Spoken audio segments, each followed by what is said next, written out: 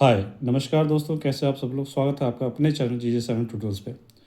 मैं मनीष, आपका टीचर, आपका दोस्त, आपका मेंटर, आपका स्वागत करता हूँ आपके अपने चैनल पे। जैसा कि आप दोस्तों यहाँ देख पा रहे हैं, कक्षा 9 की नई बुक लेके आया हूँ मैं, गंगा।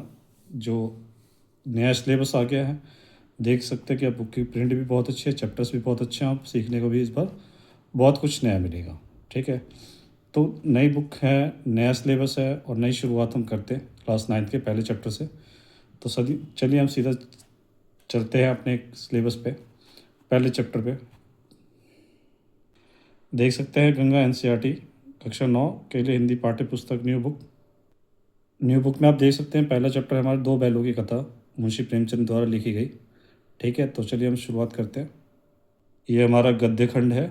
गद्य खंड मतलब होता है जो कहानियाँ हम पढ़ते हैं उससे लिया गया है। सबसे पहले हम प्रेमचंद जी के बारे में थोड़ा सा पढ़ लेते हैं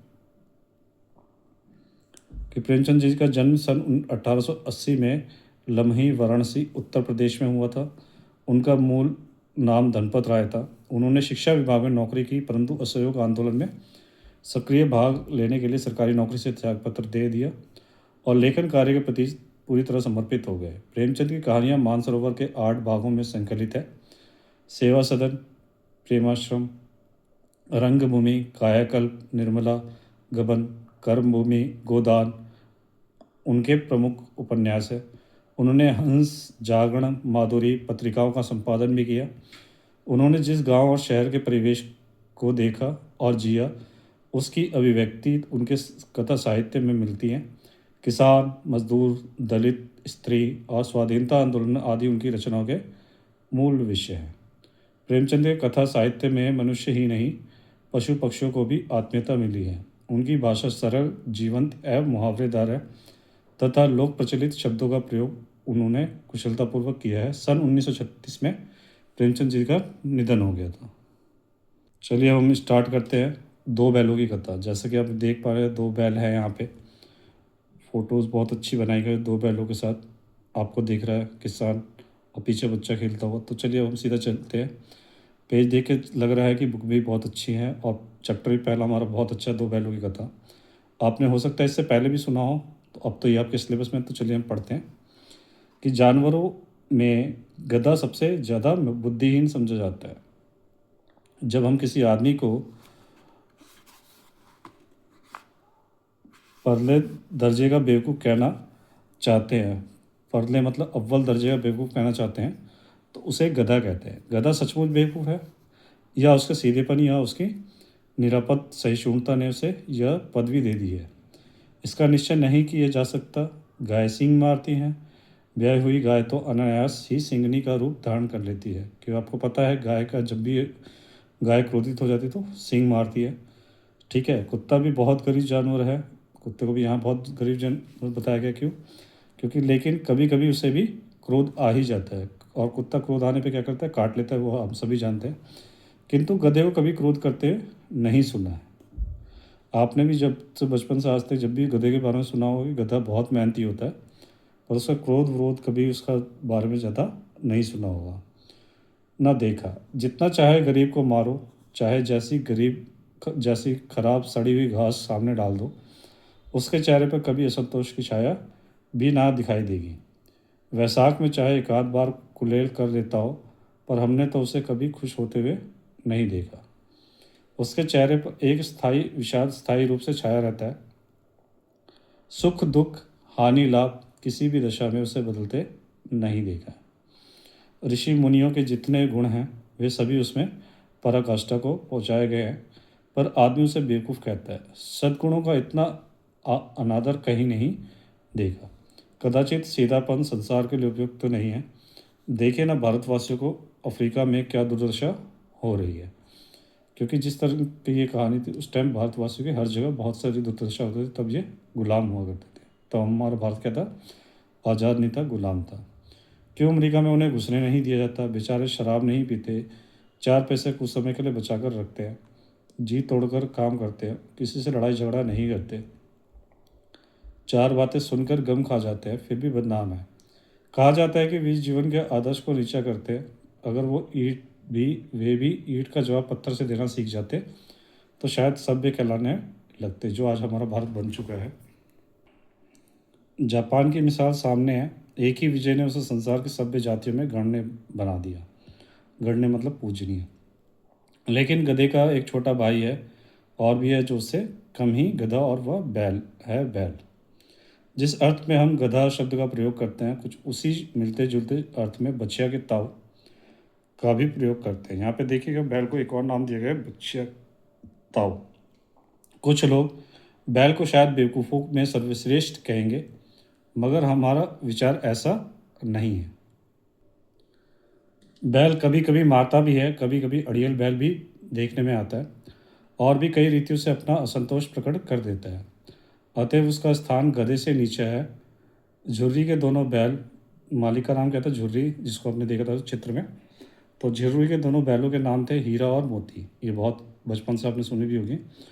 दोनों पछाई जाति के थे, देखने में सुंदर, काम में चौकस, डील में ऊंचे। बहुत दिनों, डील मतलब हाइट, बहुत दिनों साथ रहते रहते दोनों भाई में भाईचारा हो गया था। दोनों आमने सामने या आसपास बैठे हुए एक दूसरे को मुंह भाषा में विचार विनिमय करते थे।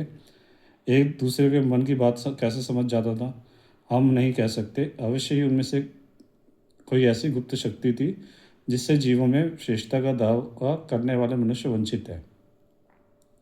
दोनों एक दूसरे को चाट कर और सूंघकर अपना प्रेम प्रकट करते।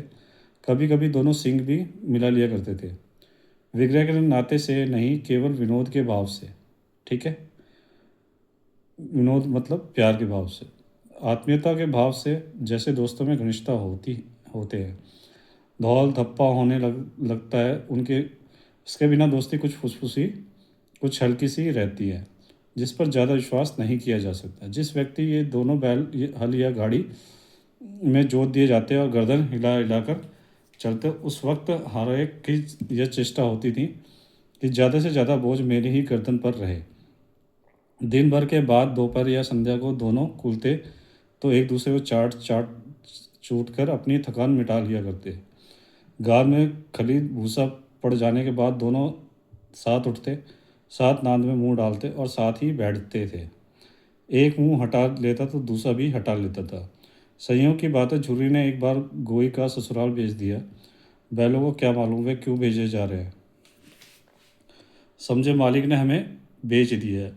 अपना यूं बेचा जाना उन्हें अच्छा लगा या बुरा कौन जाने, पर झुर्री के सालों गैया को घर तक गोई ले जाने में दांतों पसीने आ गए। क्या हुआ कि झुर्री ने का साला था गोई, तो उसके यहाँ काम करने के लिए उसने दोनों बैलों को भेज दिया। तो बैलों ने सोचा कि मालिक ने हमें बेच दिया। ठीक है, तो उनका सब साला लेने आया गोई। ठीक है, तो उन्होंने उनको जाने साथ मना भी करे और बहुत परेशान भी किया। इसलिए लिखा है यहाँ पे, दांतों पसीना आ गया। पीछे से हाँकता तो दोनों दाएं बाएं भागते। ठीक है, पगैयाँ पकड़कर आगे से खींचता तो दोनों पीछे की ओर जाते। मारता तो दोनों सींग नीचे करके हुंकारते। अगर ईश्वर ने उन्हें वाणी दी होती तो झुर्री से पूछते कि तुम हम गरीबों को क्यों निकाल रहे हो। उसको क्यों लगा था, क्योंकि उनको लगा था कि झुर्री ने, हमारे मालिक ने हमें बेच दिया। हमने तो तुम्हारी सेवा करने में कोई कसर नहीं उठा रखी। अगर इतनी मेहनत से काम न चलता था तो काम ले लेते। हमें तो तुम्हारी चाकरी में मर जाना कबूल था। हमने कभी दाने चारे की शिकायत नहीं की। तुमने जो कुछ खिलाया वह सिर झुकाकर खा लिया। फिर तुमने हमें इस जालिम के हाथों क्यों बेच दिया। संध्या समय दोनों बैलों को अपने नए स्थान पर पहुंचे। दिन भर के भूखे थे, लेकिन जब नांद में लगाए गए तो एक ने भी उसमें मुंह न डाला।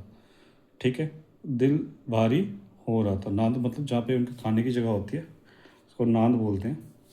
जिससे उन्होंने अपना घर समझ रखा था, वो आज उसे छूट गया था। यह नया घर, नया गांव, नए आदमी, सब उन्हें बेगाने से लगते थे।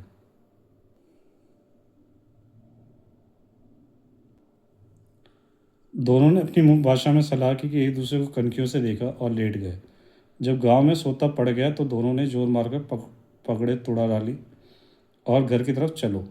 पगहे बहुत मजबूत थे, अनुमान ना हो सकता था कि कोई बैल उन्हें तोड़ सकेगा। पर इन दोनों ने इस समय दूनी शक्ति आ गई थी और एक एक झटके में रस्सियाँ टूट गई। पगहे मतलब होता है जिसमें गाय भैंस को बांधते हैं, और जब वो कोई भागना चाहते तो आपको पता है उसमें डबल शक्ति आ जाती है। ऐसे ही बैलों में शक्ति, अगर उन्होंने जान लगा पूरे जोर से भाग गए। झूरी प्रातःकाल सोकर उठा तो देखा कि दोनों बैल चन्नी पर खड़े हैं और दोनों की गर्दनों में आधा आधा गराव लटक रहा है। घुटने तक पांव कीचड़ से भरे हैं और दोनों की आंखों में विद्रोह में स्नेह झलक रहा है।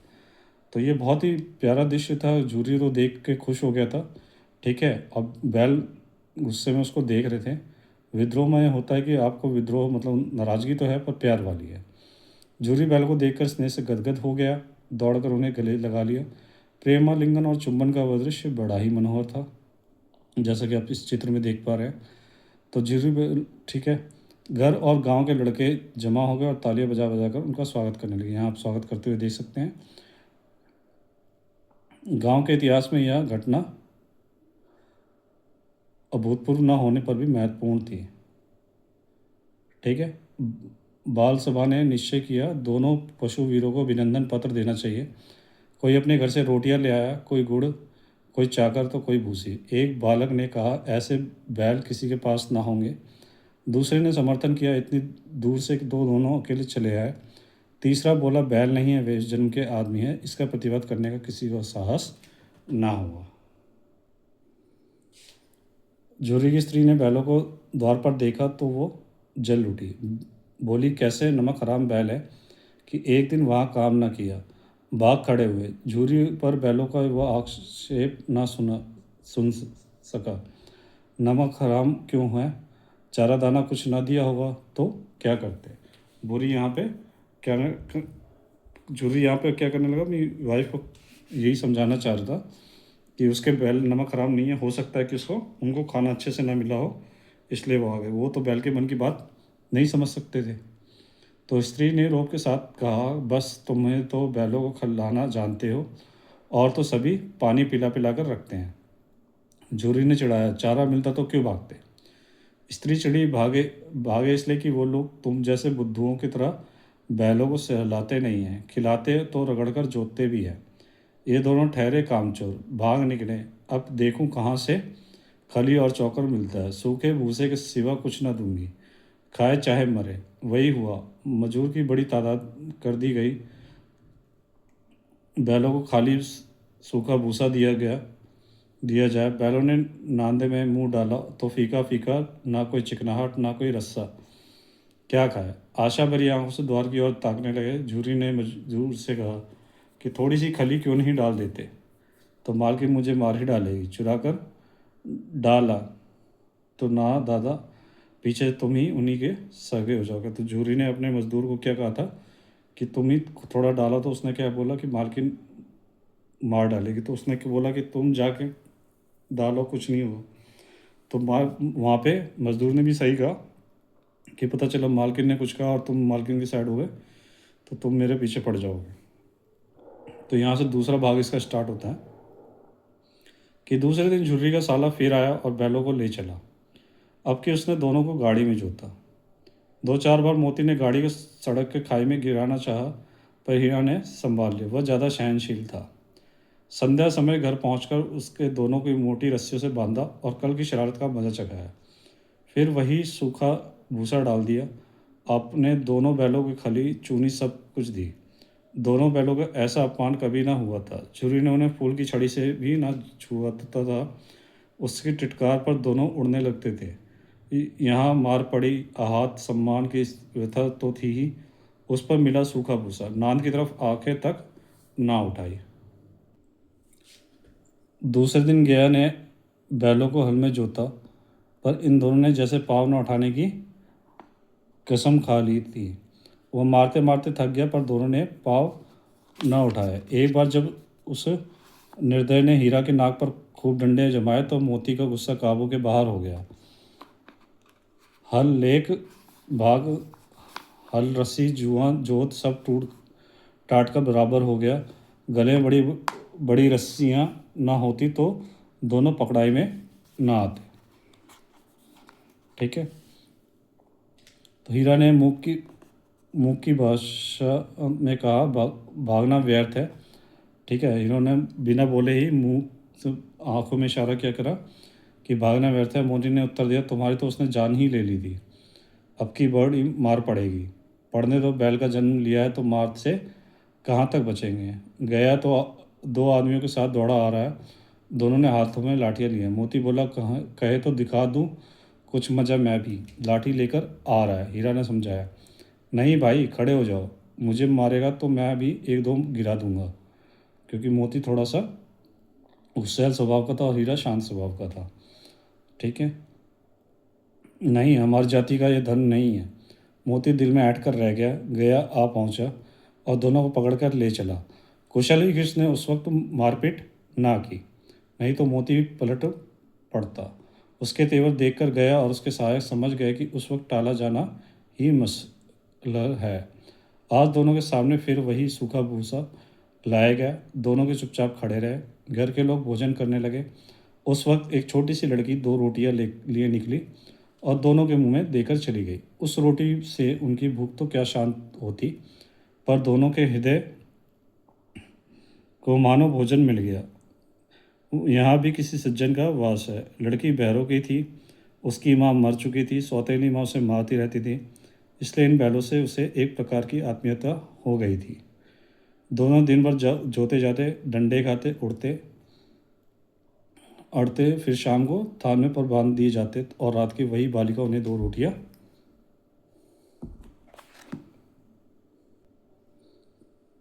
खिला जाती। प्रेम की इस प्रसाद की यह बरकत थी कि दो दो गाल सूखा भूसा खाकर भी दोनों दुर्बल ना होते थे, मगर दोनों की आंखों में रोम रोम में विद्रोह भरा हुआ था। एक दिन मोती ने मुख भाषा में कहा, अब तो नहीं सहा जाता हीरा, क्या करना चाहते? एक आध को सींगों पर उठाकर फेंक दूंगा, लेकिन जानते हो वो प्यारी लड़की जो हमें रोटियां खिलाती है, उसी की लड़की है जो इस घर का मालिक है। वह यह बेचारी अनाथ ना हो जाएगी तो मालकिन को ना फेंक दूं? वही तो उस लड़की की माँ को मारती है, लेकिन औरत जात पर सिंग चलाना मना है। यह भूल जाते हो, तुम तो किसी तरह से निकलने ही नहीं देते। दोनों बैलों में आपस में बात चल रही है। अच्छा तो बताओ, तोड़ाकर भाग चले? हाँ, यह मैं स्वीकार करता हूँ, लेकिन इतनी मोटी रस्सी टूटेगी कैसे? इसका एक उपाय है, पहले रस्सी को थोड़ा सा चबा लो, फिर एक झटके में टूट जाती है। रात को जब बालिका रोटियां खिलाकर चली गई तो दोनों रस्सियां चबाने लगे, पर मोटी रस्सी मुंह में ना आती थी। बेचारे बार बार जोर लगा कर रह जाते थे। सहसा घर का द्वार खुला और वही लड़की निकली। दोनों सिर झुकाकर उसका हाथ चाटने लगे। दोनों के पीछे पूछे खड़ी हो गई। उसने के माथे सहला और बोली, खोल दे दे, चुपके से भाग जाओ, नहीं तो ये लोग तुम्हें मार डालेंगे। आज घर में सलाह हो रही है कि इनकी नाकों में नाक डाल दी जाए। उसने गराव खोल दिया, पर दोनों चुपचाप खड़े रहे। मोती ने अपनी भाषा में, अब चलते क्यों नहीं? हीरा ने कहा, चले तो, लेकिन कल इस अनाथ का आफत आएगी, सब इसी पर संदेह करेंगे। सहसा बालिका चिल्लाई, दोनों फूफा वाले बैल भाग जा रहे हैं। ओ दादा, बैल भागे जा रहे हैं, जल्दी दौड़ो। गया हड़बड़ाकर भीतर से निकला और बैलों को पकड़ने चला। वे दोनों भागे भागे। गया ने पीछा किया, वह और भी तेज गए हुए। गया ने शोर मचाया, फिर भी गांव के कुछ आदमियों को भी साथ लेने के लिए लौटा। दोनों मित्रों को भागने का मौका मिल गया, सीधा दौड़ते हुए चले गए। यहाँ तक कि मार्ग का ज्ञान ना रहा, जिसे परिचित मार्ग से आए थे उसका यह पता न था। नए नए गाँव मिलने लगे, तब दोनों ने एक खेत में खड़े होकर सोचने लगे, अब क्या करना चाहिए। हीरा ने कहा, मालूम होता है कि राह भूल गए हैं। तुम भी बेतहाशा भागे, वही उसे मार गिराना था। उसे मार गिराते तो दुनिया क्या कहती? वो अपना धर्म छोड़ दे, लेकिन हम अपना धर्म क्यों छोड़े? दोनों भूख से व्याकुल हो रहे थे। खेत में मटर खड़ी थी, चढ़ने लगे। रह रह कर आहट ले लेते थे, कोई आता तो नहीं है। जब पेट भर गया और दोनों ने आज़ादी का अनुभव किया तो मस्त होकर उछलने कूदने लगे। पहले दोनों ने डकार ली, फिर सींग मिलाए और एक दूसरे को ठेलने लगे, जो उनका बैलों का आपसी खेल होता है। ठीक है। दो मोती ने हीरा को कोई कदम पीछे हटा दिया, यहाँ तक कि वह एक खाई में गिरा। तब उसे भी क्रोध आया, संभल कर उठा और फिर मोती से भिड़ गया। तो मोती ने देखा कि खेल में झगड़ा हुआ चाहता है, तो किनारे हट गया। तो दोस्तों, आज ये वीडियो यहीं तक रखूँगा। उम्मीद है कि आपको वीडियो अच्छी लगी होगी। तक नए भाग में, नेक्स्ट पार्ट में हम इसके आगे का पढ़ेंगे, क्योंकि लंबी वीडियोस पे आपको ही पता है कि आपको भी बोर हो जाता है। तो वीडियो पे एंड तक बने रहने के लिए धन्यवाद। जो लोग पहली बार मेरे चैनल पे आए हैं तो वो लोग लाइक सब्सक्राइब और शेयर ज़रूर करिएगा। सब्सक्राइब करने से आपको पास मेरी नई नई वीडियो आती रहेगी, और शेयर करने से क्या होता है कि आपके साथ आपके दोस्तों तक भी ये वीडियोस पहुंच सकती है। उम्मीद है वीडियो अच्छी लगी होगी। कोई भी डाउट, कोई भी प्रॉब्लम हो, आप लोग कमेंट के माध्यम से मुझसे पूछ सकते हैं, और सोशल मीडिया के अदर प्लेटफॉर्म से भी आप मुझसे जुड़ सकते हैं। तो वीडियो कैसी लगी आप लोग ज़रूर बताइएगा। मिलते हैं इसके अगले पार्ट में बहुत ही जल्द। तब तक के लिए अपना ध्यान रखें और पढ़ना स्टार्ट करिए, और बहुत जल्दी आपको इंग्लिश, मैथ, साइंस सबकी वीडियोस मिल जाएगी। तो मिलते हैं नेक्स्ट वीडियो में, तब तक के लिए बाय।